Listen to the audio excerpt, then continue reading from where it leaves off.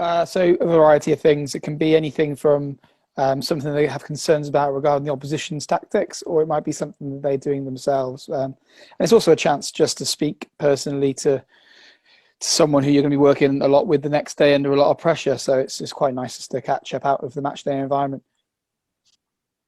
So that's probably a good question. So last week we're now on Zoom calls, which obviously makes it slightly different.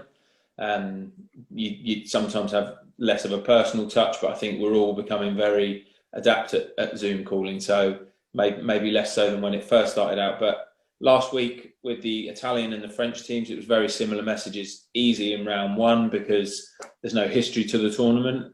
The messages from World Rugby in terms of the three areas which they really wanted to focus down on were safety, space, and speed of the game. So it's really easy for us to convey the messages that we want to there. And then from both sides, like I said, there's no real history from the tournament. The teams haven't played last week, so there's no particular focus on what the other team are doing. It was really focused on, for Italy, how they wanted to put speed into the game, and a couple of the things that they wanted to sort of put to me so that I was ready with an idea in my head of how they wanted to play around that.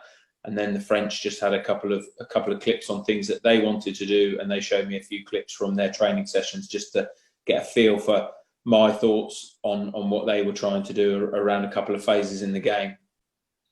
Yeah, I guess everybody wants to try and get a head start in terms of looking at a few focus areas of whether that's what they're doing as a team or what they believe the opposition are doing. So we discuss primarily about the game itself and where they believe they'll be challenged from the opposition team, but also what they're going to bring in the game itself. So, and not only that, just from the team itself and the opposition, but also if there's anything that I want to address, is anything and you're not going in with preconceived ideas, but is there any particular focus areas going into this weekend? So if it's a Six Nations game and you're maybe second or third week in, is there anything that came out of previous weeks in the meetings or mini camps that were discussed then that so they're not getting caught on the hop then going into the game? So they've almost got that head start really. So